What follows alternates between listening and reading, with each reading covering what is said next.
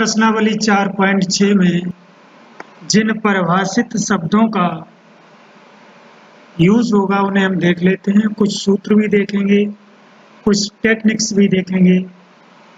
तो यहाँ पर सबसे पहला है समीकरण निकाय का बहुत ही यूज हुआ है। तो समीकरण निकाय क्या होता है, यानी हमारा जो है समीकरण निकाय जो है कई सारे समीकरणों का ग्रुप होता है जिनमें जिनके लिए यानी जिन सभी समीकरणों के लिए x के और y के या z के जो भी हमारी अदिश राशियां हैं, जैसे x y यहाँ पर है, ये इनके मान समान रहते हैं। यानी x का मान जो भी है वो सभी समीकरणों को x y z का मान संतुष्ट करेगा। यानी समीकरण निकाय क्या होता है, एक समीकरणों का एक समूह होता है जिनके लिए x y z यानी कि अदिश राशियों के जो मान हैं वो निश्चित होते हैं कि ये मान आएंगे, और एक मान जो निकल आता है वो पूरे समीकरण निकाय में सभी समीकरणों को संतुष्ट कर देता है। दूसरा हम देखेंगे संगत असंगत समीकरण निकाय क्या होता है, और किसी समीकरण निकाय के संगत और असंगत निकाय होने की जांच कैसे करते हैं। और अंत में हम देखेंगे कि आव्यूह विधि से समीकरण निकाय को कैसे हल किया जाता है। तो सबसे पहले हम देखते हैं, हमने यहाँ देख लिया है समीकरण निकाय क्या होता है। समीकरण निकाय समीकरणों का समूह होता है जिनके लिए अज्ञात राशियों के मान निश्चित होते हैं और उनके मान पूरे समीकरण निकाय के सभी समीकरणों को संतुष्ट करते हैं। संगत और असंगत निकाय क्या होते हैं, एक हो गया है। दूसरा देखते हैं संगत और असंगत निकाय क्या होते हैं। अगर समीकरण निकाय में जितने भी समीकरण हैं सबके हल मौजूद हैं, यानी समीकरण निकाय का हल हो सकता है, यानी x y z या अदिश राशियों के मान निकाल सकते हैं तो संगत समीकरण निकाय है, और अगर नहीं निकाले जा सकते हैं तो असंगत समीकरण निकाय होता है। जैसे ये निकाय अगर देखा जाए तो कैसा होगा, संगत या असंगत, तो हम x y z के मान देखेंगे, निकाल पाएंगे या नहीं निकाल पाएंगे। इसके लिए इसके जो गुणांक हैं उनसे हम एक आव्यूह बनाएंगे, जैसे 1 2 और 2 3। अब इस आव्यूह के डिटरमिनेंट का मान निकालेंगे। अगर वो 0 आ जाता है तो समीकरण निकाय असंगत होगा, नहीं तो संगत होगा। तो हम इसी का ही देखिए आव्यूह निकालते हैं, 1 2 2 3। इसका डिटरमिनेंट निकालते हैं, 3 एकम 3 -4 -1, मतलब 0 नहीं, मतलब ये समीकरण निकाय संगत है, असंगत नहीं है। तो संगत निकाय के बारे में हमने जाना, इसके हम मान निकाल सकते हैं अदिश राशियों के, असंगत में नहीं निकाल सकते हैं। एक हम उदाहरण इसका भी देख लेते हैं असंगत निकाय का। देखिए x + y = 6 और 2x + 2y = 12। अब इसका देखिए ये असंगत है, असंगत है।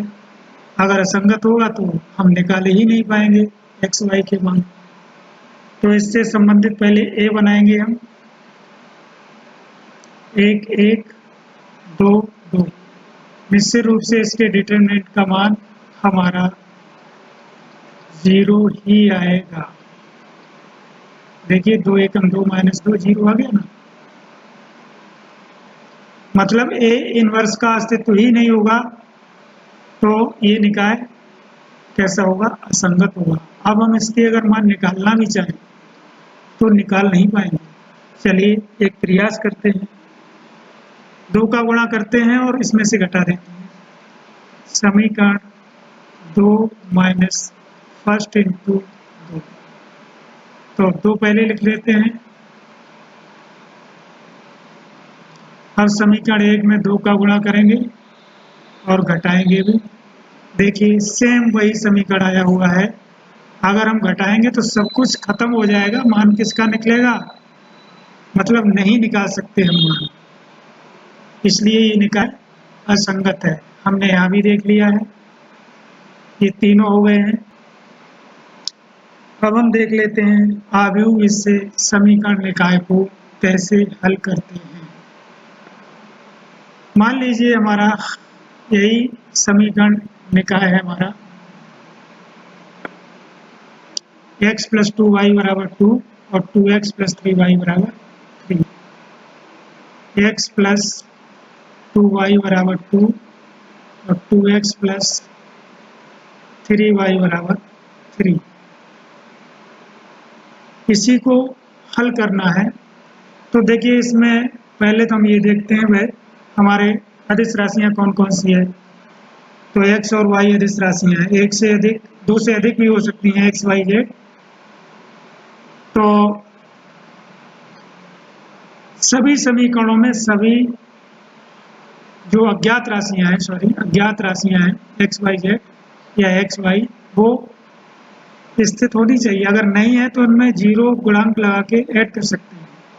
यहाँ पर तो है x, y, x, y होनी भी चाहिए और क्रम भी वही होना चाहिए, क्रम उल्टा नहीं होना चाहिए।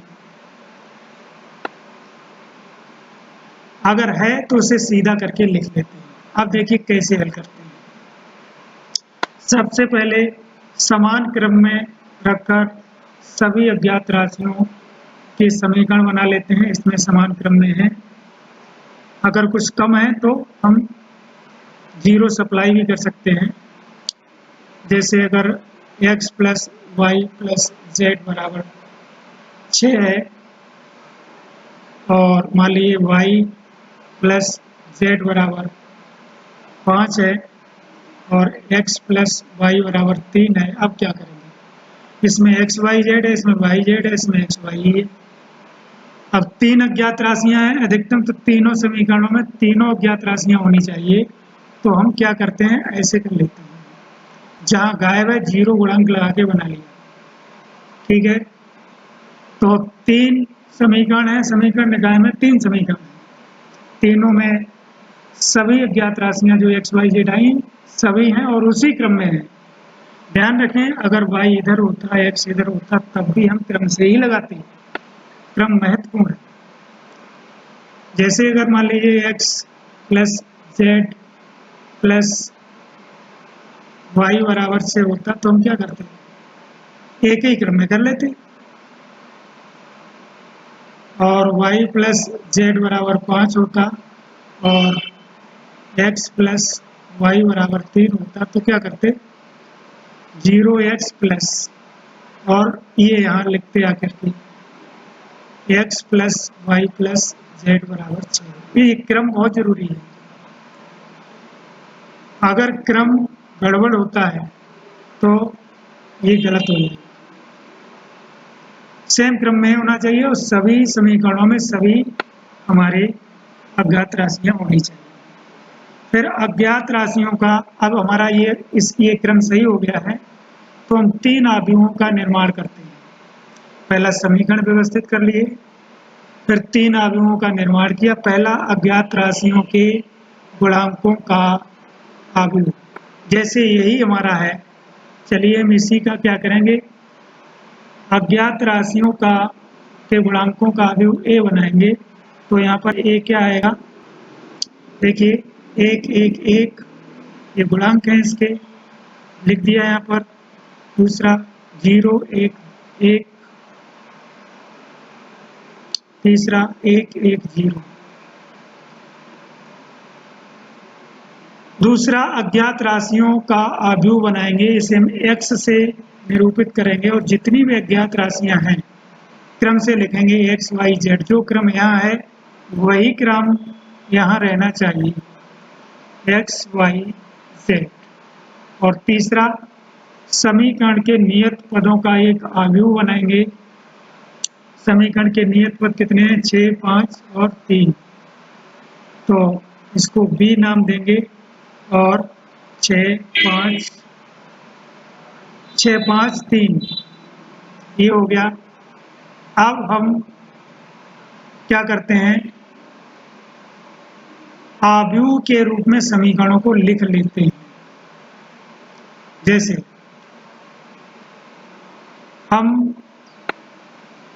हमने जो आव्यूह बनाया है गुणांकों का, उसको और x को और b को इस हिसाब से गुणा के रूप में रखते हैं कि ये समीकरण ही संगत अवयवों की तुलना करने पर हमें मिल जाए। देखिए हम इस तरीके से लिखेंगे, a का मान है वो लिख देंगे और फिर देखेंगे कि हमारा आ जाता है 1 1 1 0 1 1 और 1 1 0 इंटू x y और z बराबर जो भी हमारा है 6 5 और 3। देखिए हमने ये लिख दिया, तो ये गुणा करेंगे तो वही समीकरण मिलेगा। देखिए करके क्लियर हो जाना चाहिए। x plus y plus z, x plus y plus z, मतलब आव्यूह के रूप में हम समीकरण निकाय को लिख रहे हैं। तो देखिए यहाँ 0 plus y plus z, 0 plus y plus z, और यहाँ पर x प्लस वाई प्लस 0। देखिए यहाँ पर वही आ रहा है, वही समीकरण मिलेंगे सब। देखिए x plus y plus z 6 आ रहा है, यहाँ मिल गया, और 0 जुड़ेगा तो y प्लस जेड बराबर 5 ही आएगा, संगत अवयवों की तुलना। तो यही हमारा समीकरण था, और x प्लस वाई बराबर 3 ये समीकरण है। मतलब हमने इसको आव्यूह के रूप में लिख दिया। अब ये तो हमने चेक करवाया था कि हमारा जो समीकरण निकाय है हम उसी को आव्यूह के रूप में लिख रहे हैं, लेकिन वास्तव में ये है क्या। ये देखिए a है और ये x है बराबर, और ये है b, बस यही हमारा काम का है। यहाँ से हम क्या करेंगे, दोनों ओर a इनवर्स x का गुणा करते हैं। शॉर्ट में देखें तो x बराबर a inverse b, a inverse b। अब हमें a इनवर्स निकालना है, b हमारे पास है, x हमारे पास है, इसी समीकरण में रख कर के मान निकाल लेते हैं। तो इस तरीके से हमारा सॉल्व होता है। सरल शब्दों में बस ध्यान रखना है, क्रम बहुत महत्वपूर्ण है और सभी समीकरणों में सभी अज्ञात राशियां आनी चाहिए। हम इसे हल ही कर लेते हैं, तो इसके लिए हमें एडजॉइंट ऑफ ए निकालना है। तो पहले तो ए आई जे जो मैट्रिक्स है वो हम बनाएंगे। देखिए plus minus plus minus plus minus plus minus plus, ऐसे लिख लेते हैं। अगर हम चाहें तो a11 जैसे निकालते थे वैसे भी निकाल सकते हैं, -1 की पावर i प्लस j और जो भी था, लेकिन ये शॉर्ट मेथड है। तो देखिए इसको रो और कॉलम को छुपाएंगे तो ये क्या आएगा, 0 माइनस 1 यानी कि -1, 0 माइनस 1। ऐसे ही इसका इसको छुपाएं, 0 माइनस 1 -1, ये हटाएं, 0 -1 -1। तो सबके हम सेकंड निकालेंगे और सेकंड वैल्यू हम निकालेंगे एडजॉइंट ऑफ। ऐसे ये हटा देते हैं और ये हटा देते हैं दोनों, 0 -1 यानी -1, ये हटाएं और ये हटाएं तो 0 -1 आएगा। सब -1 ही आ रहे हैं, क्या बात है। 1 -1 0। ऐसे इसको और इसको 1 -1 0, इसको हटाते हैं ये, तो 1 -0 यानी 1, इसको और इसको 1 -0 यानी 1। तो हमने इस तरीके से निकाल लिया है, तो ए आई जे हमारा आ जाएगा। ये हमारा आ गया है। अब हम एडजॉइंट ऑफ ए निकालेंगे तो इसे ट्रांसपोज कर देंगे, जो Aij हमारा निकाला गया है। तो -1 1 और -1 1 -1 0 0 -1 और 1। A इनवर्स निकालेंगे, डिटरमिनेंट ऑफ A पहले निकालना है, तभी तो A इनवर्स निकालेंगे। पहला टारगेट A इनवर्स निकालना है। तो 1 1 1 0 1 1 और 1 1 0। तो देखिए इसके अकॉर्डिंग कर देते हैं। तो 1 इंटू इसे हटाएंगे तो इसकी 0 -1, फिर -0, फिर +1, ये हटाएं 1 -1 यानी 0। कुल मिलाकर के देखिए ये हमारा आ रहा है, ये तो 0 आएगा, ये 0 आएगा और ये आएगा -1। मतलब A इनवर्स का अस्तित्व है, बराबर नहीं है 0। समीकरण निकाय को हम हल कर सकते हैं। A इनवर्स हम निकाल सकते हैं और वो होगा 1/, डिटरमिनेंट ऑफ A और एडजॉइंट ऑफ A। कुल मिलाकर के 1/, -1 और ये हमारा -1 1 0 1 -1 -1 0 1। कुल मिलाकर के ये आएगा 1 -1 0 1 1 1 1 0 -1। अब हमें x बराबर A इनवर्स B रखना है।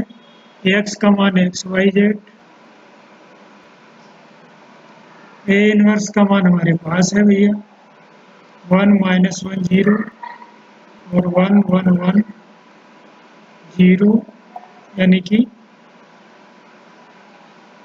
1 0 -1 और साथ में है B, और B हमारा हमें मालूम है यहाँ 6 5 3 6 5 3। देखिए ये हम यहाँ निकाल भी लेते हैं। 6 - 5 यानी 1 +0, 6 5 6 + 5 + 3 6 5 11 3 14 6 0 -3 6 + 0 -3 की 3।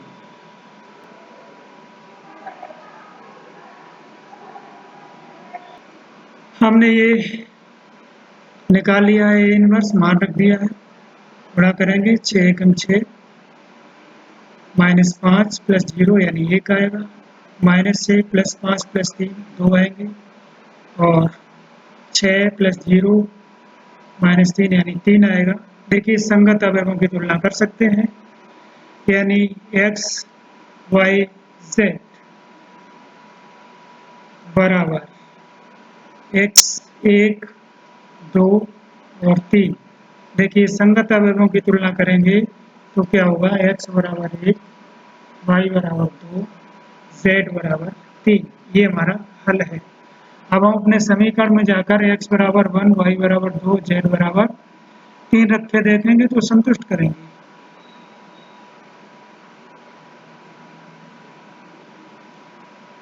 हमारा जो समीकरण है वो देखिए 1 2 3 जोड़िए 6 आते हैं, 2 और 3 5 आते हैं, 1 और 2 3 आते हैं।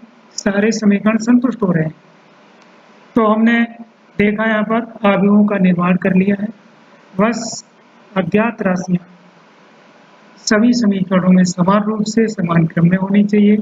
3 अवयवों का निर्माण करते हैं, A x और B। A इनवर्स ज्ञात करते हैं और फिर x बराबर A इनवर्स B रखकर संगत अवयवों की तुलना करके मान निकाल लेते हैं।